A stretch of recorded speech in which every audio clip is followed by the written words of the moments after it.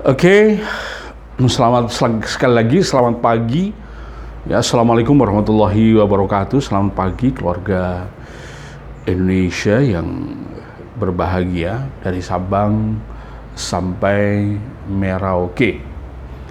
Oke, di pagi hari yang penuh keceriaan ini, ya. Kembali saya Dr. Amir Zuhdi dari Sekolah Neuroparenting dari Amir Zuhdi Institute. Sharing Rabuan. Ya, sharing Rabuan ini temanya tentang neuroparenting.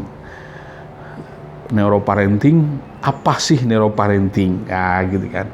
Apa sih neuroparenting? Sebelum kita masuk di situ, gimana teman-teman? Sudah siap? Oke. Kita sharing insya Allah sampai jam 8 ya. Sampai jam 8. Saya satu jam aja ya, insya Allah 1 jam udah mencukupi insya Allah ya. Nanti yang lainnya kita bisa sharing yang lainnya ya. Oke, setiap Rabu kita membahas tentang neuroparenting, oke ya. Setiap Senin kemarin kita bahas tentang neuroscience for life ya. Kita banyak membahas tentang bagaimana kita mendesain. Kalau hari Senin itu bagaimana meng-create, manage, mengelola, mengimprove ya. Ada performa diri ini menjadi lebih bagus ya. Bagaimana cara itu hari Senin. Kalau hari Rabu teman-teman lebih fokus kepada bagaimana pengasuhan dan pendidikan putra-putri Anda ya, bagaimana kita sharing. Bahkan kalau ada kes-kes keluarga ya, khususnya ya kes-kes keluarga yang berhubungan dengan pengasuhan anak ya,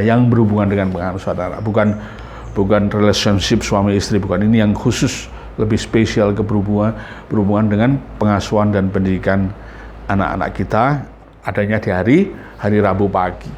Nah, kalau Jumat sore ini spesial untuk para guru. Jumat sore itu mulainya setengah 4 waktu Indonesia bagian barat ya. Berarti di bagian timur sudah setengah 6. Oke, nggak apa-apa, setengah 6. Ya, kita belajar setengah jam, 45 menit dan seterusnya. Oke ya, kita belajar tentang, kalau hari Jumat kita belajar tentang bagaimana sih Anda melaksanakan proses pembelajaran, melakukan aktivitas belajar mengajar itu tidak merusak otak, alias ramah otak. Bagaimana caranya? Gitu-gitu di hari Jumat, oke ya. Ya teman-teman, di blognya neuroparenting ini memang tidak se-yes gitu di kelompok yang lain ya. Ya wallahu a'lam bishawab ya. Bahwa ini terima kasih Bunda Nadia Putri sudah tema pagi hari ini kita membahas tentang hal-hal yang melumpuhkan kecerdasan anak. Ini tema menarik ya. Hemat saya tema menarik.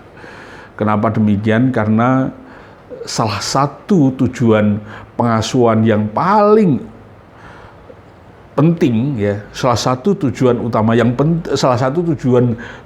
pengasuhan dan pendidikan anak yang sungguh penting itu adalah bagaimana menciptakan kecerdasan anak ya. Setuju ya? Setuju. Nah,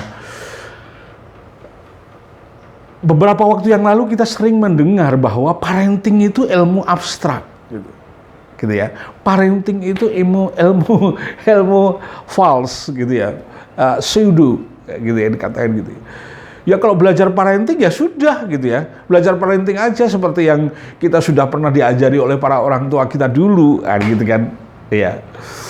Iya, jadi banyak berpemahaman seperti ini sehingga dianggap parenting itu, ilmu mengasuh itu nggak penting. Yes, pokoknya yang penting aku bisa memberikan anak makan, terus kemudian anak-anak diajari di sekolah ya, masuk sekolah TK, SD dan seterusnya sudah beres kan gitu kan. di orang tua yang penting dia bisa makan, tidur nyenyak dan seterusnya. Kalau sakit dibawa ke dokter, selesai. Gitu kan. Oke ya. Nah, ternyata banyak keluarga yang melakukan seperti itu. Boleh-boleh saja gitu ya. Tapi faktanya ternyata perilaku pengasuhan seperti itu tidak cukup untuk mengantarkan anak-anak kita menjadi pribadi-pribadi unggul. Tidak cukup mengantarkan anak-anak kita bisa menorehkan prestasi-prestasi atas potensi-potensi ya yang dia miliki.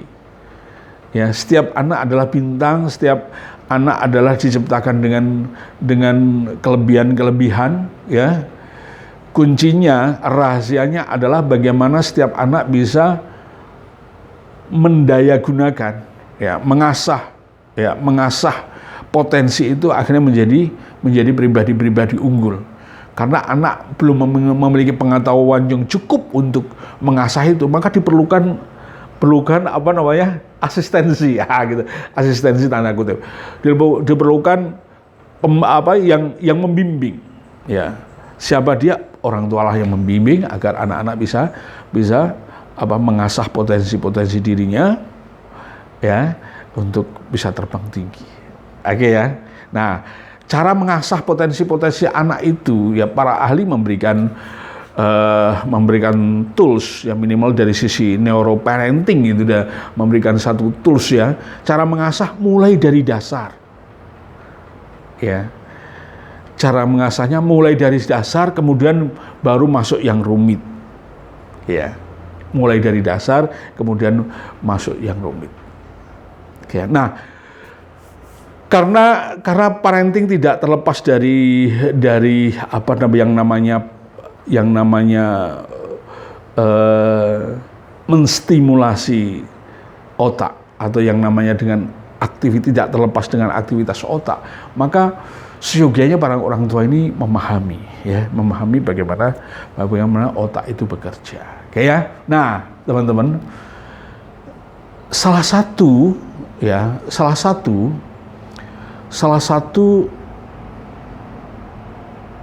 ilmu pengasuhan yang memiliki pijakan ilmiah yang kuat sekali.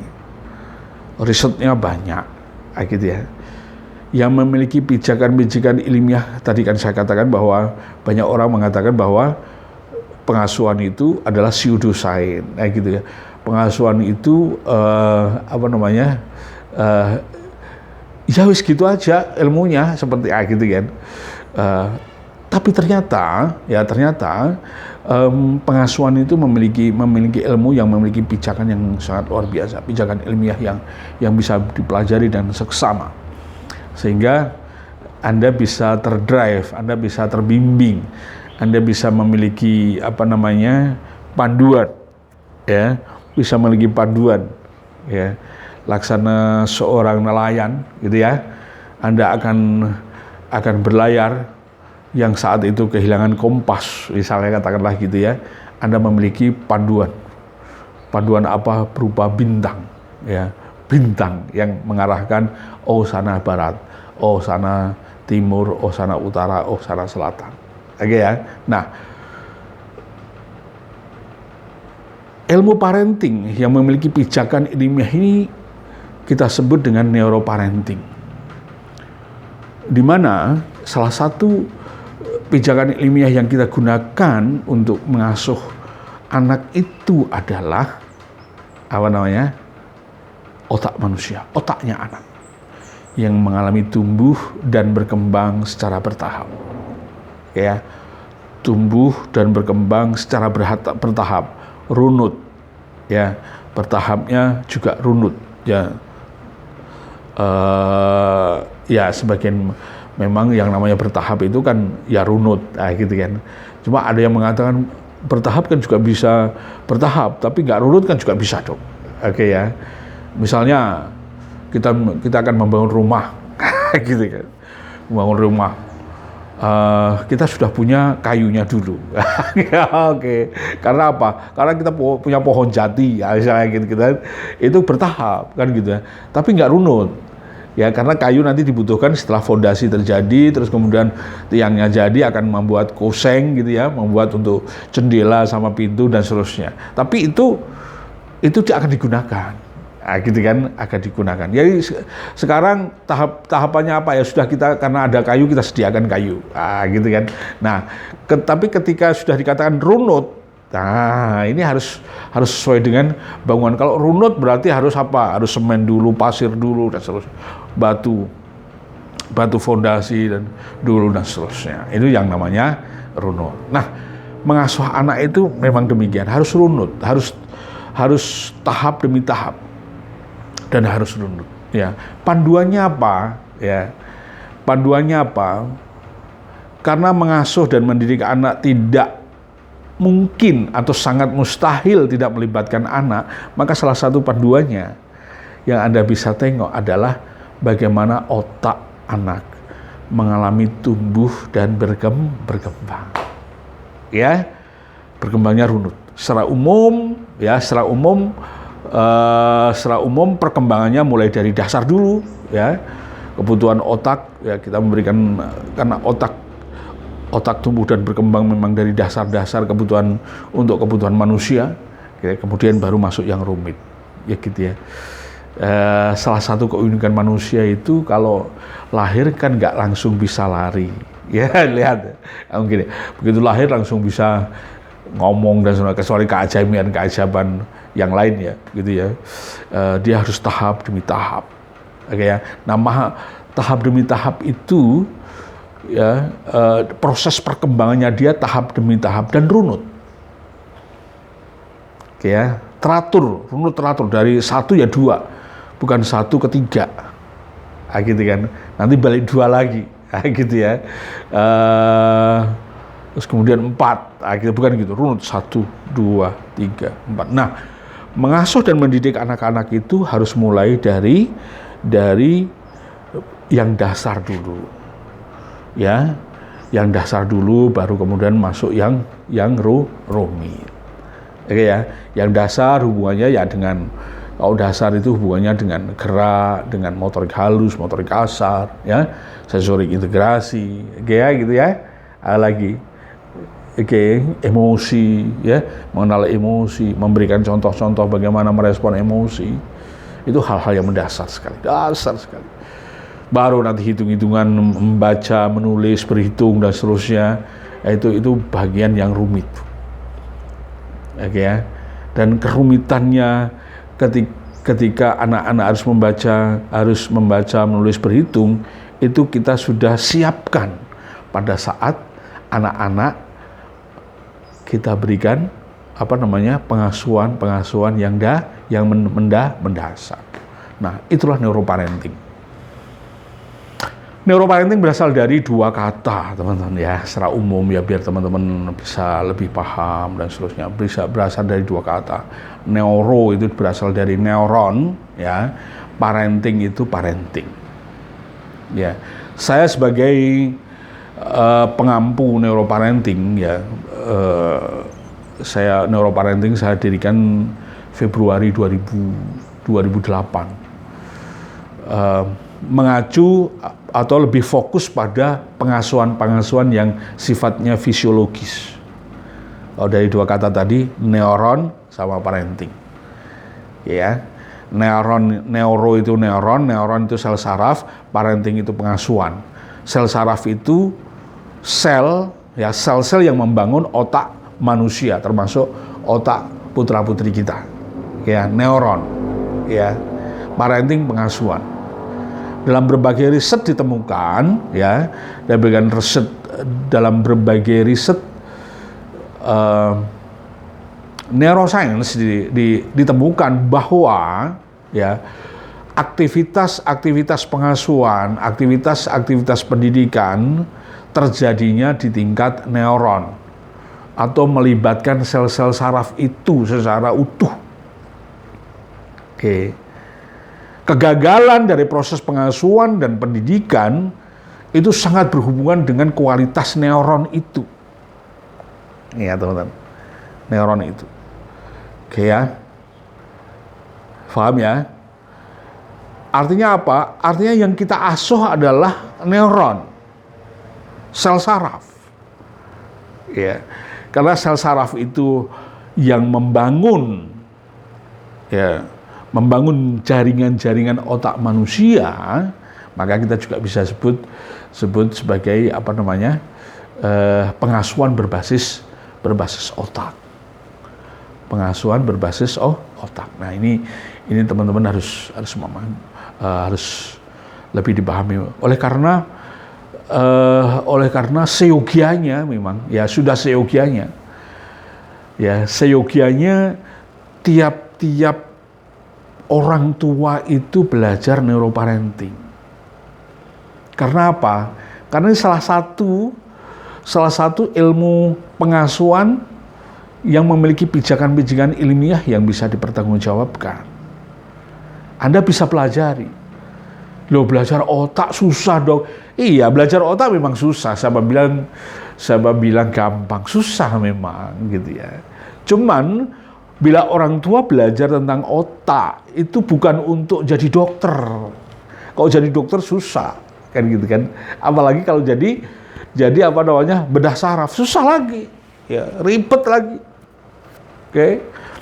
Nah, orang tua atau guru belajar neuroparenting atau belajar neuroscience itu untuk menjadi orang tua, untuk menjadi guru, ya. Karena seluruh aktivitas pengasuhan itu terjadi di tingkat neuron, di tingkat otak, oke ya. Karena semua proses pendidikan itu pasti melibatkan otak, wabil khususnya melibatkan sel saraf atau yang disebut neuron. Oke. Oleh karenanya, kalau kita mengimprove, kalau kita mengelola, kalau kita ingin pengasuhan kita lebih berkualitas, kalau kita ingin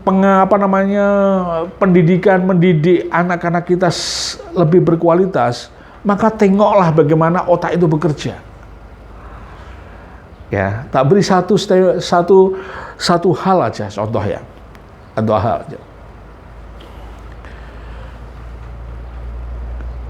Khususnya yang membedakan yang pelajari dokter, yang dipelajari dokter, beda yang dipelajari dokter dan yang dipelajari oleh orang tua dan guru ya gitu ya. Contohnya ya, ada satu bagian otak yang namanya basal ganglia.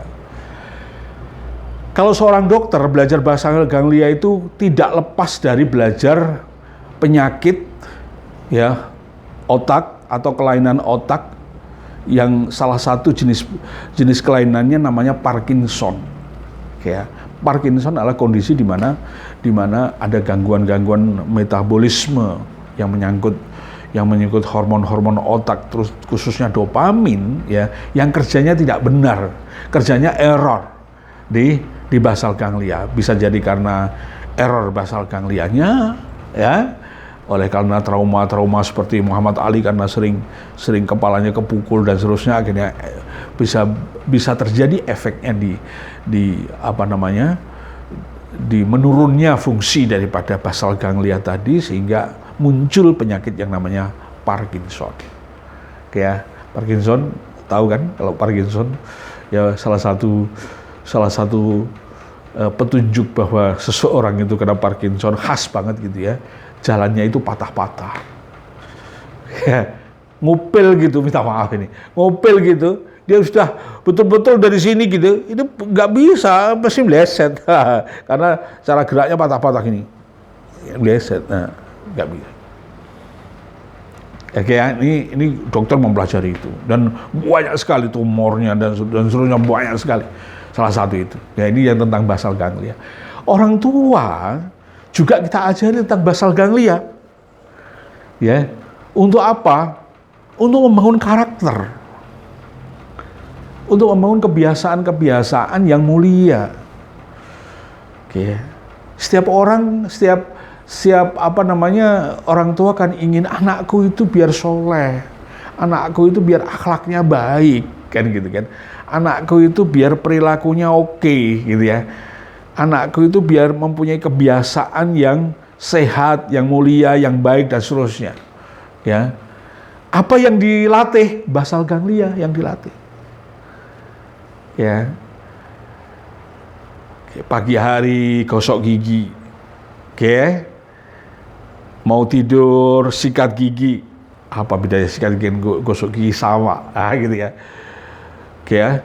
Kalau sudah menjadi sebuah kebiasaan tanpa disuruh, dia akan melakukan itu. Kebiasaan menyampaikan sesuatu dengan berbahasa dengan dengan baik, ya. Karena apa? Karena Anda sudah melatih untuk berbahasa yang baik dalam setiap hari. Apa yang kita latih sesungguhnya yang kita latih adalah sel-sel neuron yang ada di bagian otak yang namanya basal ganglia. Melatih karakter. Oke ya. Bagaimana melatih anak Anda menjadi bertanggung jawab. Bagaimana melatih anak Anda bisa memiliki akhlak yang mulia. Nah, ini yang dilatih basal ganglia. Salah satunya. Tadi kan kita ngomong tentang basal ganglia. Kalau dokter belajar basal ganglia itu ngomongnya yang dipelajari Parkinson, gitu kan? Kalau orang tua belajar basal ganglia yang dipelajari adalah apa? Membangun karakter, membangun kebiasaan, mendidik karakter. Maka para ahli neuroscience itu mengatakan bahwa pendidikan karakter itu pendidikan otak. Nah, ini kita akan masuk ini. Jadi biasanya kalau ngomong tentang karakter ya di rumah, ya di sekolah, gitu ya. Meskipun yang paling banyak pendidikan itu di rumah, gitu ya. Karena jam interaksinya antara anak sama guru dan anak sama orang tua lebih banyak dengan anak dengan orang tua seyogianya. Tapi kalau orang tuanya bisnis ya itu banyak catatan-catatannya, teman-teman.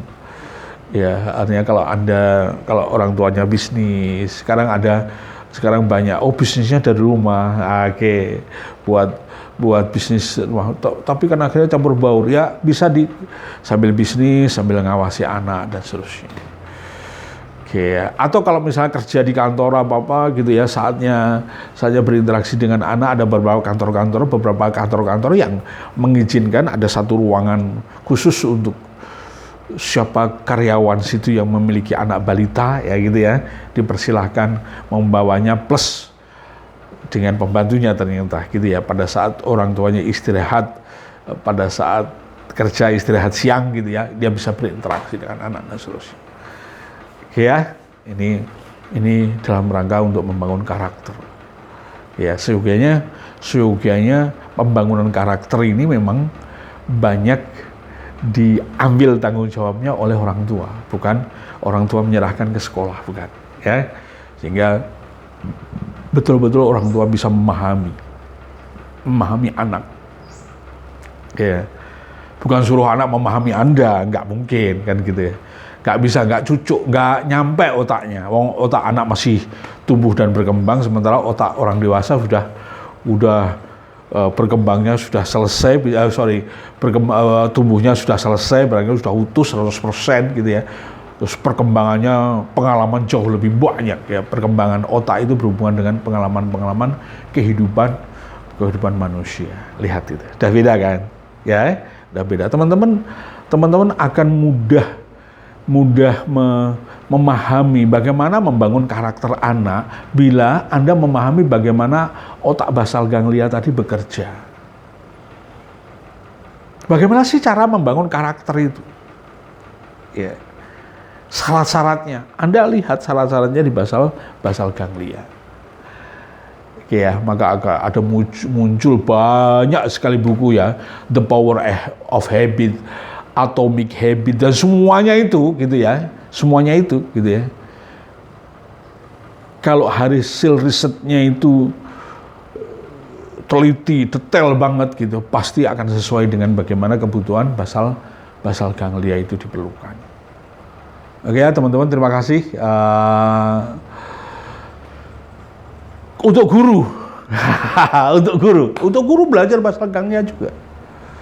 Ya, guru atau biasanya kalau di sekolah tingkat dasar itu antara guru sekolah dasar sama keluarga itu saling interaksi ya, ininya ya, komunikasinya. Ada namanya home visitor, bukan hanya dokter aja yang melakukan home visitor. Ternyata guru-guru ya, guru-guru SD, guru-guru SMP, guru-guru SMA itu ada juga program home visitor gitu ya. Artinya apa?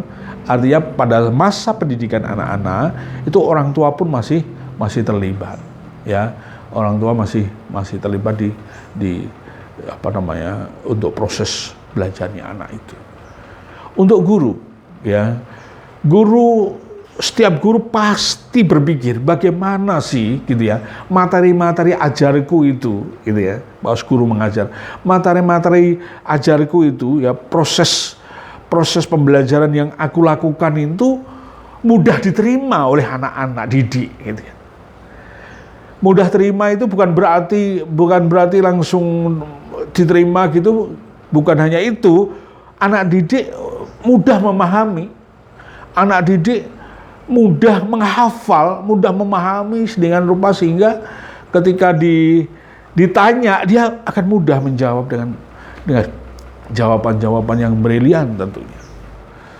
Ya, tiap guru berpikir itu, ya, bagaimana mendesain. Kalau sekarang sudah musimnya pakai slide ya, infocus pakai slide dan seterusnya, bagaimana mendesain PowerPoint-nya itu seindah mungkin, ya, semenarik mungkin, sehingga anak-anak itu bisa apa namanya, bisa melihat slide-slide itu dengan wow dan tertarik dan seterusnya. Bukan hanya itu, guru-guru juga berpikir bagaimana anak-anak itu bisa terus rajin belajar. Nah, kalau ini bukan hanya guru, tapi orang tua juga iya. Biasanya guru sama orang tua bekerja sama. Bagaimana sih ini anak-anak ini bisa tidak kalah dengan gadget gitu ya? Ya, belajarnya loh tidak kalah dengan gadget maksud saya. Ini kan seringkali belajarnya anak-anak kan dikalahkan oleh aktivitas gadget, ya kan? Bagaimana Anda bisa mendesain sebuah mata pelajaran, sebuah tampilan ada mengajar sedemikian rupa sehingga dirindukan oleh siswa-siswi atau mahasiswa-mahasiswi Anda. Gitu ya. Semuanya dipelajari di mana? Di basal ganglia. Lihat ini. Jadi begitu banyak ya teman-teman ya. Di neuroparenting teman-teman akan belajar kurang lebih 9 otak asuh ya. Dari 9 otak asuh itu kita mulai dari 4 otak asuh dulu, baru tambah-tambah.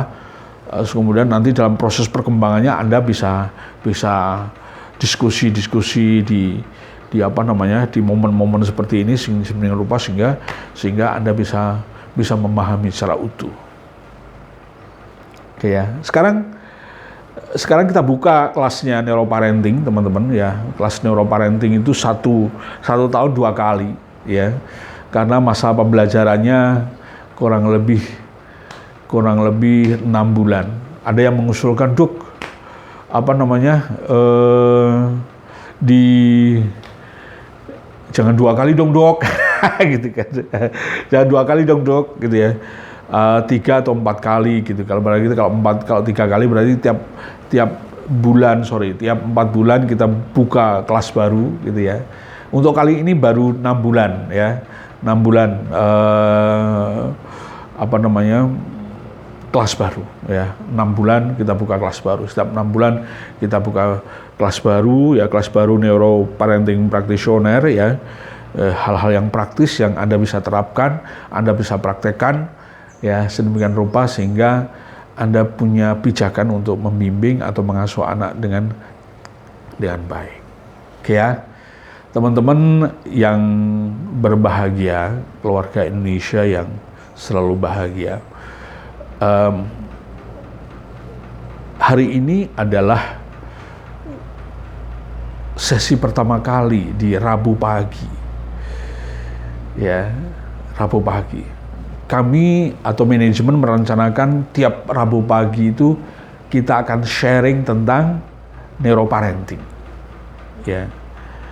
Bahkan teman-teman yang punya kasus tentang pengasuhan anak, mungkin kasusnya tetanggaku dok, mungkin kasusnya keponakanku dok, ya, mungkin kasusnya dulu saya masa kecil dok, kayak gitu misalnya, ya gitu. Itu Anda bisa sharingkan, ya, Anda bisa sharingkan di Rabu pagi ini. Anda sharingkan 30 menit kemudian saya tanggapi. Ya, saya sendiri, saya tanggapin langsung, ya. Saya berikan insight-nya dari sisi neuroparenting. Sehingga teman-teman punya bekal bagaimana cara memperbaiki ini. Apa langkah-langkah yang harus saya lakukan, ya. Anda menyampaikan how to know-nya, gitu ya. Saya akan menjawab how to do-nya, oke ya. Sehingga teman-teman setiap saat mengasuh anak itu selalu dalam proses pembelajaran, terus belajar. Ya, kalau di dalam dalam nasihatnya Rasulullah, ya, dalam sabdanya Rasulullah, kalau proses hidup ini terus proses belajar terus gitu ya, itu pahalanya luar biasa. Dan bahkan kalau dipanggil Allah dalam kondisi yang terus belajar, posisinya adalah husnul khotimah. Wallahu a'lam bishawab. Teman-teman, 30 menit telah berlalu, semoga bermanfaat ya. Teman-teman punya gambaran tentang neuro parenting, ya. Di video-video saya cukup banyak neuroparenting. Teman-teman bisa masuk di YouTube Dr. Amir Zuhdi, atau juga bisa masuk di YouTube Neuroparenting School atau Sekolah Neuroparenting, ya. Di situ ada bimbingan-bimbingan atau gambaran umum atau frameworknya neuroparenting. Sebagai penutup terakhir, bahwa teman-teman mengasuh anak itu jangan coba-coba, ya. Maka ilmu yang teman-teman nyari juga tidak boleh coba-coba, serius, kan gitu kan. Nah, karena mengasuh anak itu persis seperti memproduksi sesuatu, gitu ya. Mengasuh anak kan nggak begitu terus, ya.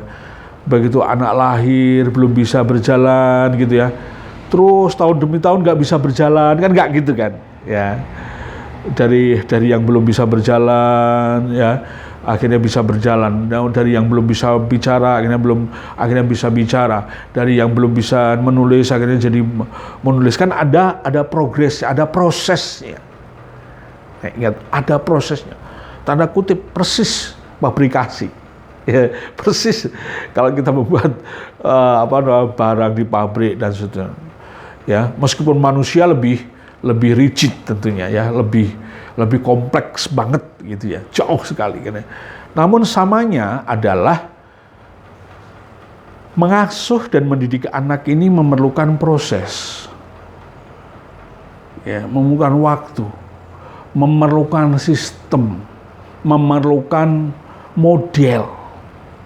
Nggak bisa kita serampang rata, memerlukan model, ya. Bahwa ada, kalau namanya proses itu selalu ada input, ya, ada proses, ada output, ada feedbacknya, selalu gitu. Nah, mengasuh anak begitu.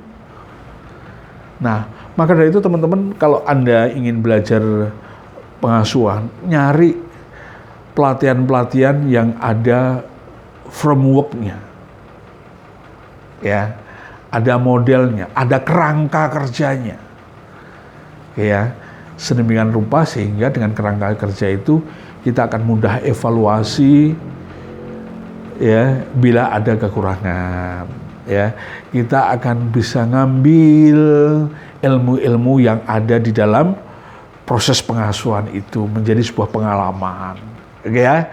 Kita bisa memperbaiki, ya, apa yang belum baik jadi baik, apa yang sudah baik menjadi lebih baik lagi. Oke ya teman-teman ya, semoga bermanfaat ya. Insya Allah tiap Rabu pagi kita belajar bareng ya, jam 7 sampai jam 8 rencananya gitu ya. Kecuali nanti ada usul, dok lebih pagi aja dok, gitu ya, jam 6 ya, gitu ya. Boleh kalau memang usulannya begitu, jam 6 sampai jam 7 gitu ya.